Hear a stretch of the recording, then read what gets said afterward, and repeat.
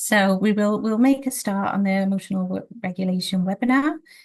So the aims of today's session is just to give you sort of an understanding around emotional regulation and discuss how to spot the signs that a young person is becoming emotionally dysregulated, and consider strategies to support helping them manage emotional regulation difficulties, and also to review the importance of looking after yourself and supporting someone with emotional dysregulation, because we appreciate it can be really difficult.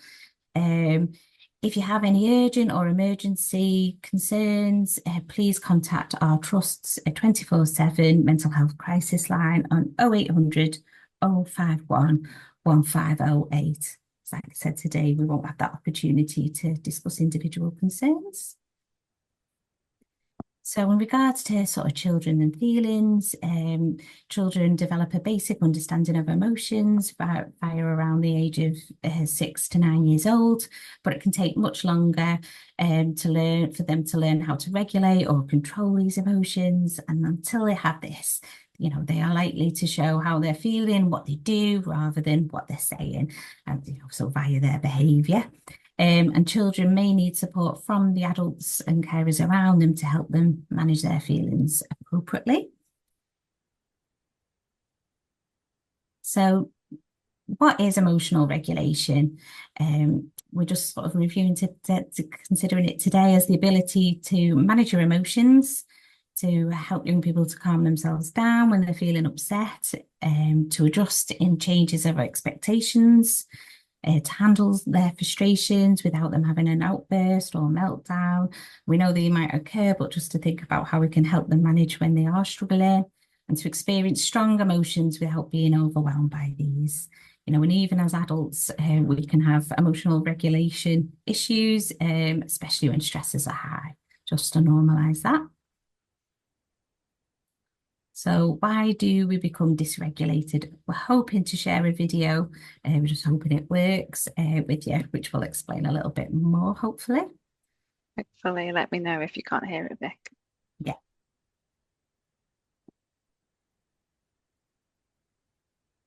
Ever felt a big reaction to something and not known why? Here's a way to help you understand your brain and manage your behaviour. The hand model of the brain.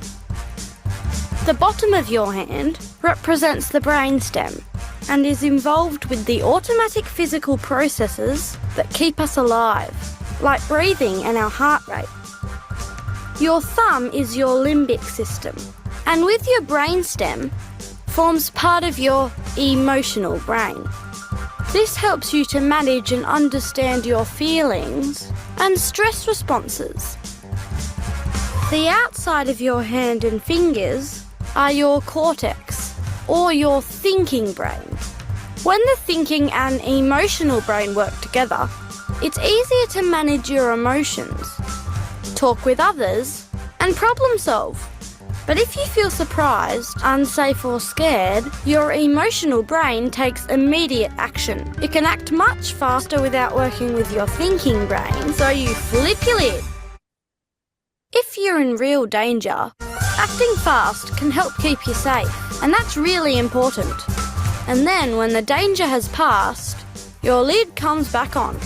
Your thinking brain is back in control. But sometimes we flip our lids when we don't need to. How we think and behave isn't helpful. You can practice putting your lid back on by breathing slowly or by spending time with someone you trust. This tells your emotional brain you are safe, and it can work with your thinking brain again. Now your whole brain can help you manage your behaviour and your feelings.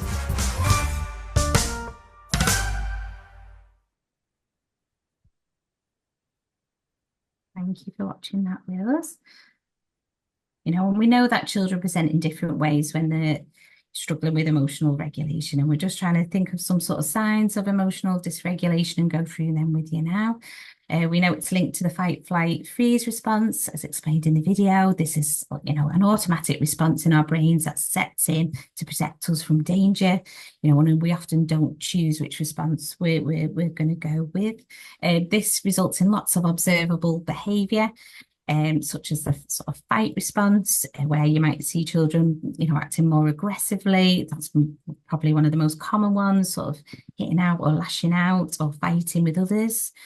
We might also see the flight mode, where the children are reacting in a way that, comes across as a bit more avoidant, making excuses, trying to run away from situations, trying to escape to a safe sort of place.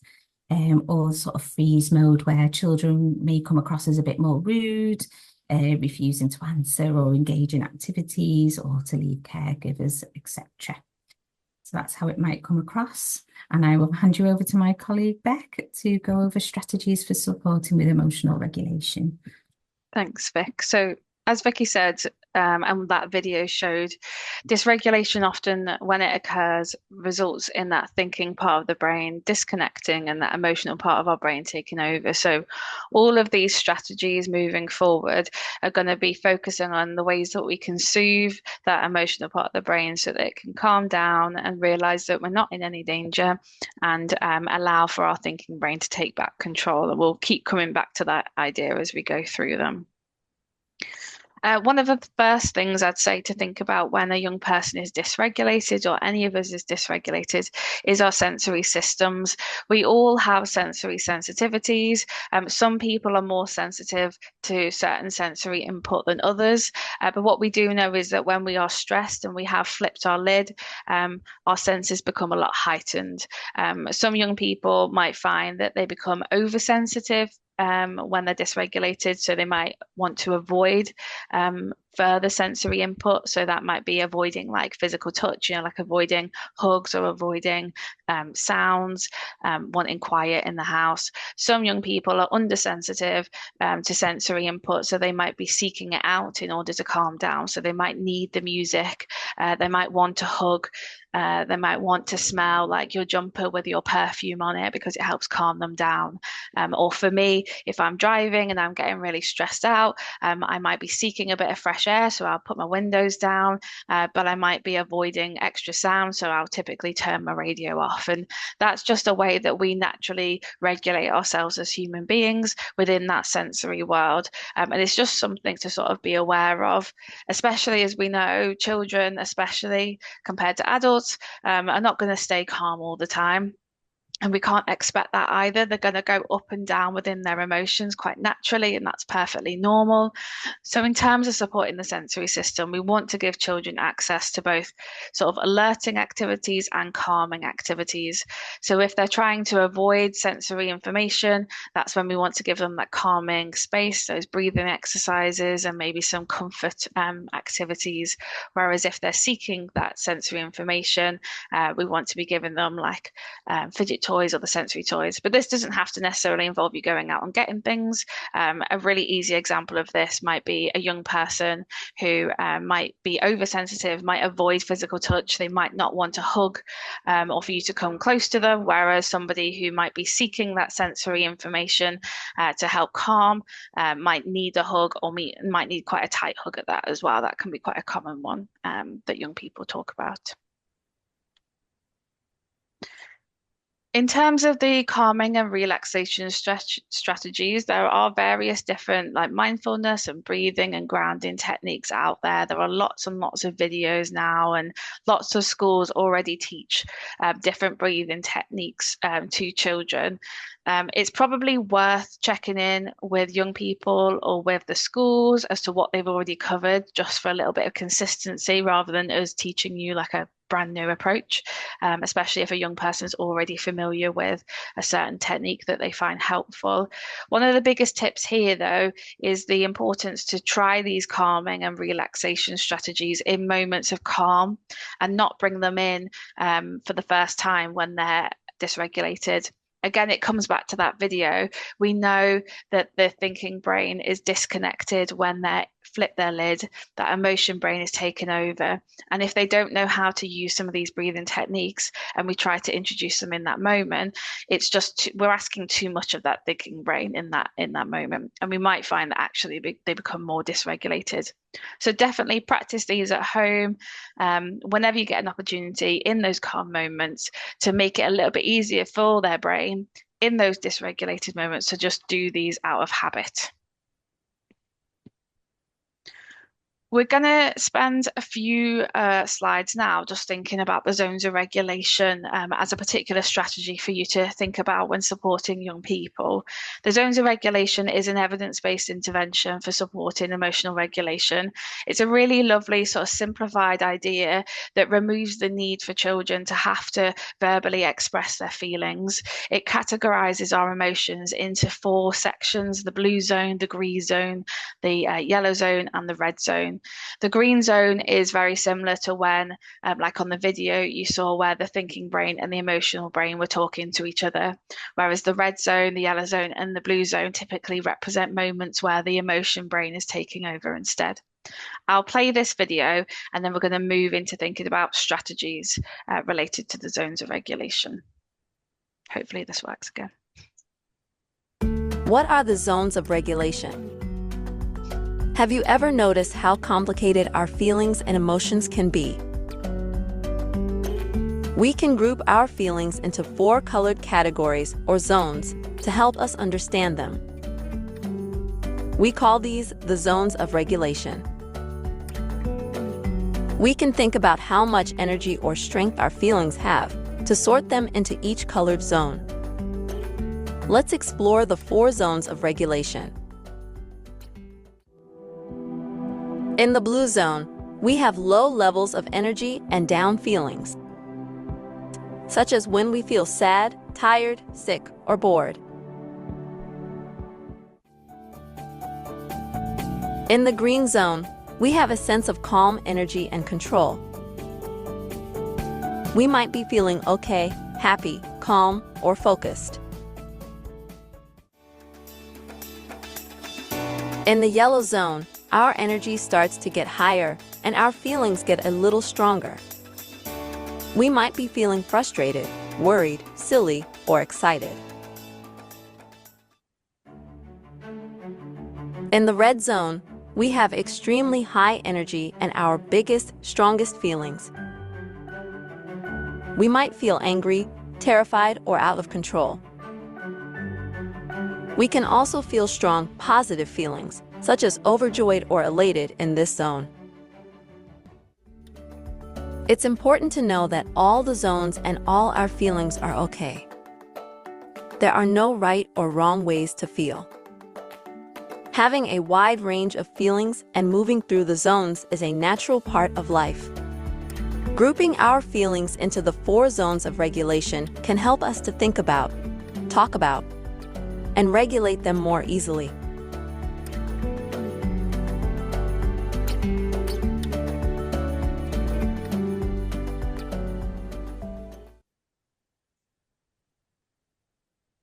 Potentially, the zones of regulation might already be familiar to you. Lots of schools that we do work in do use the zones of regulation within the school. Sometimes they have regulation stations, but it also is new to some schools or new to some families as well. The zones of regulation is something that I often will use when working with young people when they're dysregulated. And in our sessions, I'll create something like this, which is like a zones of regulation chart. It's pretty simple to put together yourself, but I am going to send out like a blank version of this to you with the PowerPoint, so you've got sort of this basis to go off if needs be. But basically, I would be working with a young person to explore the zones and what they mean to them. So I'd start off by thinking about what emotions do they associate with each zone. So what do they think the blue zone represents, the yellow zone, the red zone, the green zone? I would then spend a bit of time thinking about how do they know they're in that zone? You know, if I was to walk into the classroom or into their home and they were in that red zone or that yellow zone, what would I see? What would they feel in their bodies? And then lastly, we think about all the different strategies that they need to use to get themselves back into the green zone. Like the video said, it's explaining to young people that it's absolutely fine and it's okay to be in any of these zones. It's okay to be in the red zone. Red doesn't mean bad. All the feelings are okay. It's just about what we do when we're in that zone and how to get ourselves back into the green. As I said, this is a really lovely visual aid that doesn't require like verbal language necessarily for a young person. So any young person, whatever age and ability, can access the zones of regulation. One thing that I did recently with a young person as well, if your child likes to be quite creative, is in a session, we got a big piece of paper, we got the paints out, and she drew and coloured in sections of the paper in the blue, green, yellow, and red. And then we sat together with her and a mum, writing down the different words and the feelings that represented, or the pictures for each zone. They then took that home, they popped it on their fridge. And one of my biggest tips here that I would say to you, which is what I said to them, is try to use the zones of regulation as a whole family approach. Like the video says, we want to really emphasize this idea that us going through these zones is actually absolutely normal, and it's something that we all do, whether we're a child or an adult. So with the family that I work with, they took it home, they put it on their fridge, and they each got a magnet to represent everybody in the house. So there was mum, there was dad, there was the two daughters, and there was the hamster. And each of them had their magnets. And whenever people came home from work or school, or as they went through their normal day, they would use the magnets and move them into how they were feeling on that day. And what it started to do was help them as a whole household start to communicate about their feelings and talk about it. And it also helped to normalize, especially to the young person who was particularly struggling, that we all have these moments where we go into the red or the yellow. And just because we might have gone into the red doesn't mean that the rest of the day needs to be in the red zone either. We can get ourselves back to the green. So it really helped for families to be able to model some of this to young people as well. I'm going to go through now each zone individually and share some strategies about, like what that would look like if you were to think about implementing this at home. If the school that your child doesn't go to doesn't use the zones of regulation, I'd also recommend, if you do end up making this chart and putting something together, perhaps sharing it with school as well, just so there's a bit of consistency for your child in terms of being able to communicate their feelings. It can be really handy if they have the same chart both at home and at school.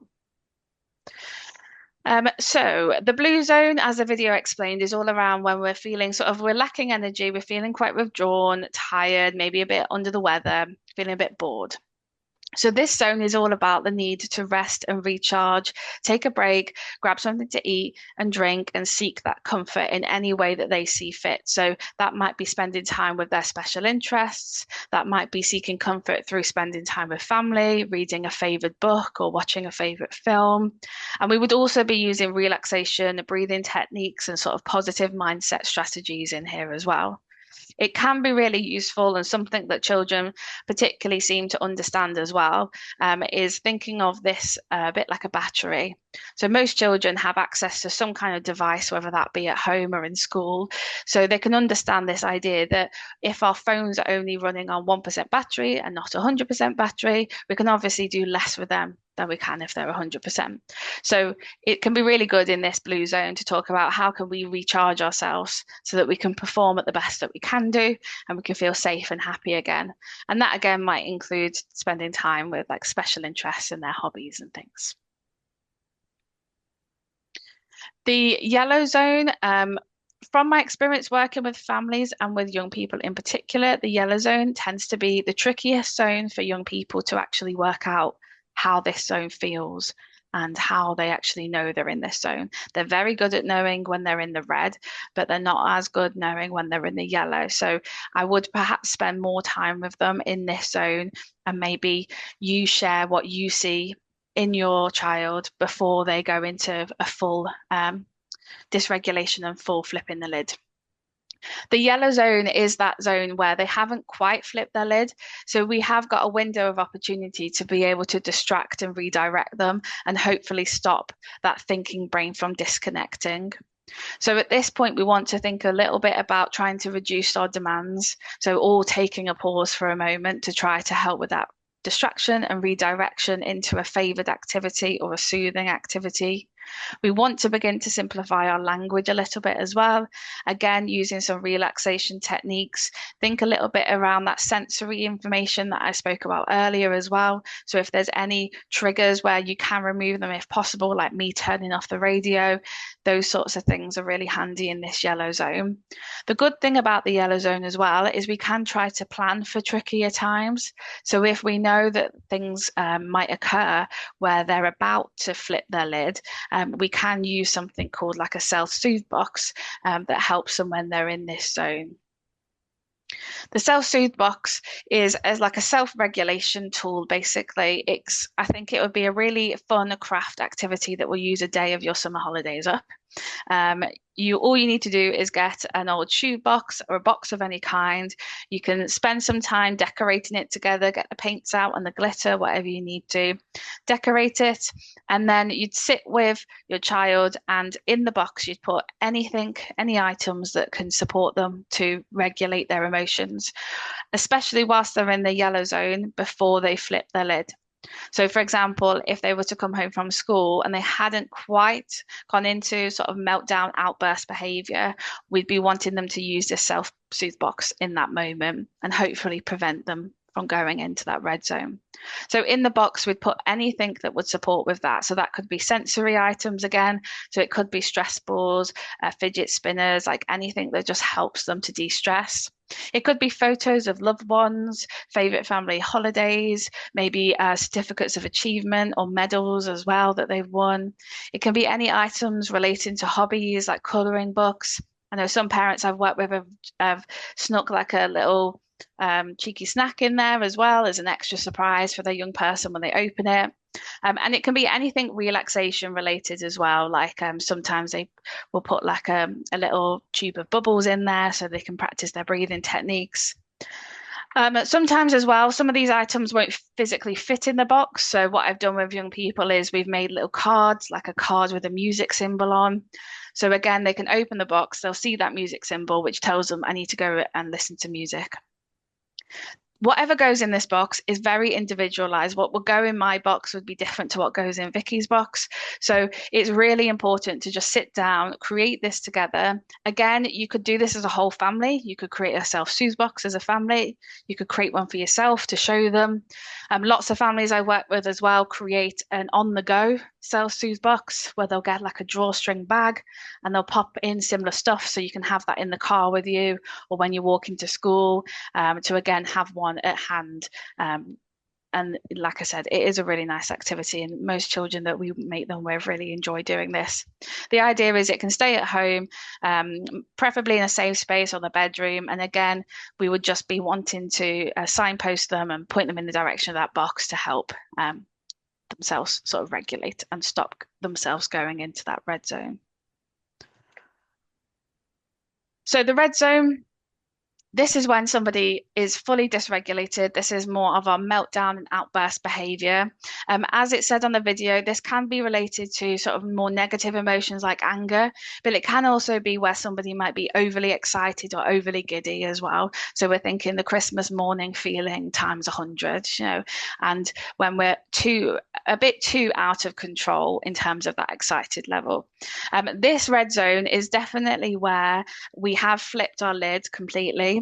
So in this zone, the emotion brain is fully in control at this point.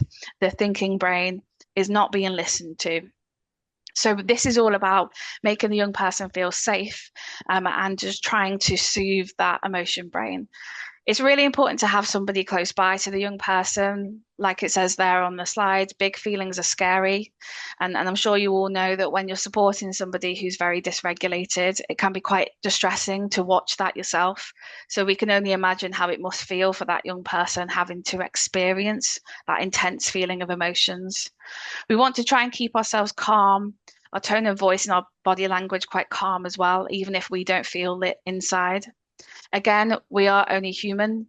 We're going to think about it a bit later about looking after yourself, but where possible when supporting your child in this red zone, keeping calm and keeping that body language calm is great. We want to be using some simple and reassuring statements as well with that, such as I'm here, you're okay. Again, we're simplifying our language. And I suppose it's really important to emphasize that this red zone is definitely not the point to try to reason or challenge any of their thoughts. We're going to come on to a technique called the 3 R's in a second to be able to get you to the point where you can have a conversation. But when they're in the middle of a dysregulation, when they're in the middle of an outburst, when that lid has been truly flipped and their thinking brain is not in control, reasoning is only going to lead to either an increase in behavior and also probably you getting more stressed out because they're not listening and they're not being able to keep themselves safe. One of the biggest things to do here, just to help the brain out a little bit, is to tell them what you do want them to do rather than what you don't want them to do. What I mean by that is if I give you instructions such as don't hit or don't panic, your brain is now having to work out, well, if I don't hit, what do I do? What do I need to do instead of that? And that's asking too much of the brain in the red zone. That's asking it to think too much. We know the thinking brain isn't in control at this point. So to make it really simple for the brain and to work with the brain rather than against it, we want to just try to change that language a little bit by focusing on what we want them to do. So hands down rather than don't hit. Take some deep breaths rather than don't panic. Simplifying the language in that way will allow the brain to just do those things because it's not needing to think. It will just pop the hands down. It will take the deep breaths and it can make it a little bit easier just to calm and regulate somebody in the moment. So the 3 R's is probably the main technique to use, we would say, when somebody is in full dysregulation. Like Dr. Bruce Perry designed a three-point sort of strategy. And just like we're saying, Dr. Bruce Perry said that heading straight for that reasoning part of the brain with an expectation that they're going to learn or understand will not work if a child is dysregulated and disconnected from others. So his 3 steps is a really simple 3-step procedure. First step is regulate, which is a very obvious step for us. So if a child is dysregulated, before we can move to reasoning, we've got to support their regulation and calm that emotional part of the brain. That emotional part of the brain is saying that we're in danger, we're not safe, and we need to calm it down. Once we've regulated, we can then start to relate and connect back in with the young person, and then we can support the young person to reflect, learn, remember, and be able to share their feelings. I'm just going to run through exactly what that looks like. So if you were to regulate in step 1, again, it's all the stuff I've just said from the red zone. So we're giving time, we're giving space, we're reducing our language, we're reducing further demands and remaining calm. We're using those breathing and relaxation techniques. Again, this is all with the purpose of trying to soothe the emotional brain. Once they're slightly calmer, then we can move to step 2, which is when we're moving into the relate section. So this is where we can start to do things like naming their feelings, giving empathy, reassuring them, or sharing your own experiences. So that might sound something like, you look really angry, that must be really tricky, I'm here for you when you're ready, and I get really angry too when I find something difficult. This relate stage, it's really important to remember, though, that although they might appear a little calmer, their brains are still processing and their lid is still flipped at this point. The reason why Dr. Bruce Perry put these steps in place was to ensure that we can support somebody to get to the stage of reasoning. So if we skip a step and we try to bring reasoning in a little bit earlier, like in step 1 or step 2, what we tend to find is children will then dysregulate again. So it's really important that we follow the step 1, step 2, and step 3. And I suppose it's really important to emphasize as well that these aren't going to come one after another within like a 5-minute window. There could be quite large gaps between step 1 and step 2 and step 3, especially between step 2 and step 3, because what we would suggest is that we're not going to move to that reasoning until they are fully back into their green zone, until their thinking brain is back in control.